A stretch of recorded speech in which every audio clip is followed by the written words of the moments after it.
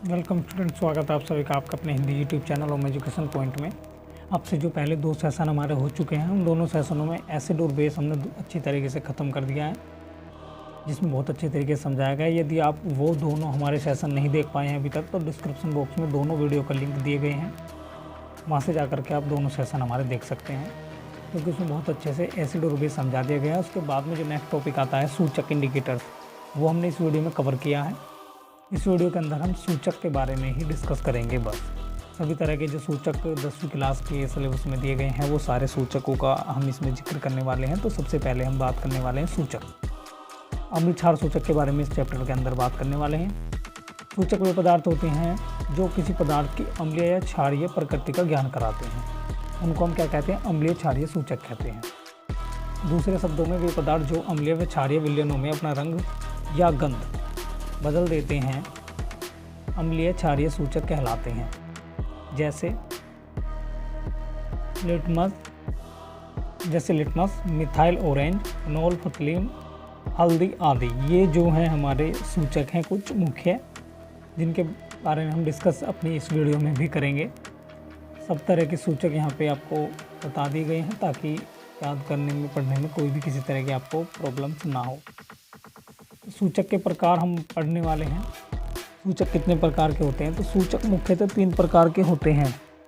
जैसे पहला प्राकृतिक सूचक, उसके बाद में कृत्रिम या संश्लेषित सूचक, गंधीय सूचक।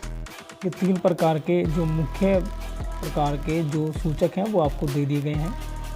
पहला पढ़ेंगे हम प्राकृतिक सूचक। ये पौधों में पाए जाते हैं। लिटमस, लाल पत्ता गोभी, हाइड्रोजेनिया, पौधे के फूल और हल्दी। ये हमारे प्राकृतिक सूचक हैं कुछ। उसके बाद में कृत्रिम सूचक, ये रासायनिक पदार्थ होते हैं। Methyl orange, phenolphthalein.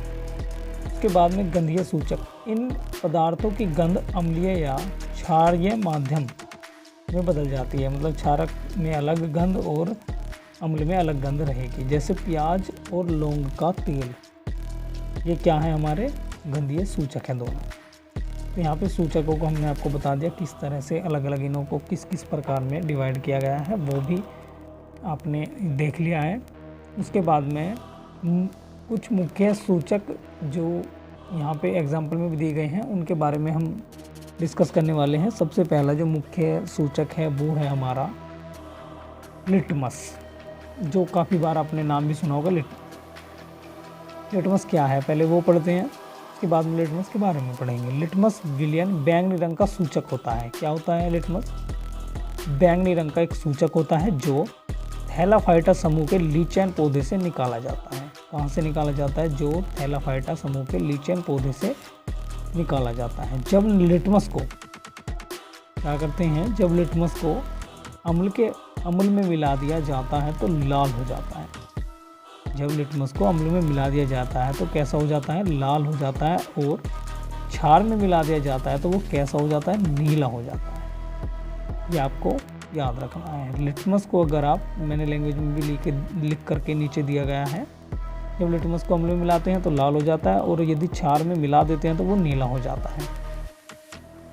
उसके बाद यहाँ पे आपको एक अलग तरीके से समझाने की कोशिश की गई है। लिटमस विलयन किस तरह का होता है? बैंगनी रंग का। लिटमस विलयन प्लस अम्ल, अगर अम्ल में मिला देंगे तो लाल रंग का हो जाएगा। लिटमस विलयन को क्षार में मिला देंगे, मतलब लिटमस विलयन प्लस क्षार बराबर कैसा हो जाएगा?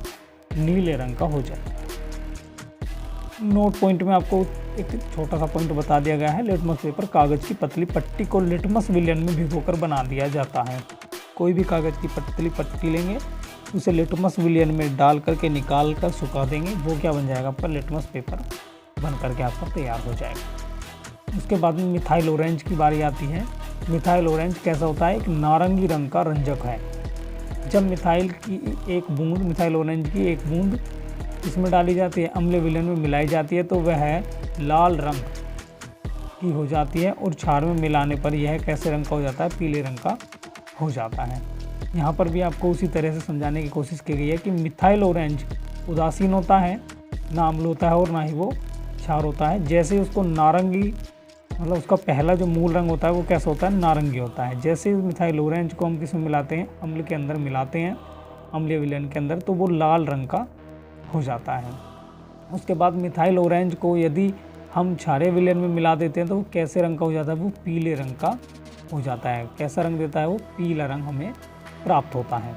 उसी तरह से फिनोल्फथलीन भी है, जिसको यह भी एक सूचक है, इसके बारे में भी हम पढ़ने वाले हैं। फिनोल्फथलीन एक रंगहीन पदार्थ होता है, अम्लीय विलयन में रंगहीन रहता है, और जो अगर क्षार के विलयन में इसको मिला दिया जाता है तो ये कैसा हो जाता है, गुलाबी हो जाता है। यहाँ पे लैंग्वेज में थोड़ी घनी प्रॉब्लम है, वो मैं बाद में ठीक कर देंगे। फिनोल्फथलीन वैसे उदासीन होता है पहले मूल रूप से, फिर रंगहीन, और रंग कैसा होता है उसका, रंगहीन होता है, रंग कोई नहीं होता किसी भी तरह का फिनोल्फथलीन का। फिनोल्फथलीन को अगर आप अम्ल में मिलाते हैं तो वो रंगहीन होता है, कोई भी रंग नहीं देता है। जैसे ही उसको क्षार में मिला देते हैं तो वो कैसा रंग देता है, गुलाबी रंग देता है। गुलाबी रंग वो आपको प्राप्त हो जाएगा। मूल रंग उसका रंगहीन रहेगा, आपको याद रखना है, और अम्ल में मिलाने पर कोई भी रंग नहीं देगा, रंगहीन ही रहेगा। उसके बाद यदि क्षारीय विलयनों में उसको मिला दिया जाता है तो तुरंत वह गुलाबी रंग दे देता है। ये आपको याद रखना है, क्योंकि कभी कभी एक सूचक के बारे में पूछ ले जाता है किसी भी, तो सूचक आपको इसीलिए ध्यान से पढ़ने हैं। अब आता है गंधीय सूचक। कुछ ऐसे पदार्थ होते हैं जिनकी गंध अम्लीय या क्षारीय माध्यम में बदल जाती है। अगर अम्लीय माध्यम में लेके जाओगे तो अलग गंध, और क्षारीय माध्यम में लेके जाएंगे तो उसकी गंध अलग हो जाती है। ऐसे सूचक क्या कहलाते हैं, गंधीय सूचक कहलाते हैं। ये आपको डेफिनेशन याद रखनी है बस ऐसे ही पढ़ने के लिए। हल्दी भारतीय रसोई में प्रयोग होने वाला एक प्रमुख मसाला है। हल्दी पीले रंग की होती है, जो कि क्षारीय विलयन में मिलाने पर या ले जाने पर या डालने पर कैसा रंग देती है, लाल रंग देती है। हल्दी प्लस क्षारीय विलयन कैसा रहेगा, लाल, और पहले मूल रंग उसका कैसा रहेगा, पीला रंग रहेगा। ये आपका जो सूचक है वो बहुत अच्छे तरीके से मैं समझ रहा हूँ कि ख़त्म हो गया। सूचक के बारे में फुल डिस्कस हमने इस वीडियो में कर लिया है। बिल्कुल इसी तरह के नोट्स अगर आपको चाहिए तो डिस्क्रिप्शन बॉक्स में लिख दिया गया है। नेक्स्ट वीडियो जो हमारी आने वाली है वो पीएच वैल्यू के ऊपर आने वाली है, पूरी की पूरी। ज़्यादा से ज़्यादा उसमें कवर करने की कोशिश की जाएगी पीएच वैल्यू, और उसके बाद का भी जो टॉपिक रह रहा होगा वो भी कवर करने की कोशिश की जाएगी। यदि आपने इससे पहला और इससे अगला हमारा वीडियो नहीं देखा है तो डिस्क्रिप्शन बॉक्स में लिंक दिया गया है, वहाँ से देख सकते हैं।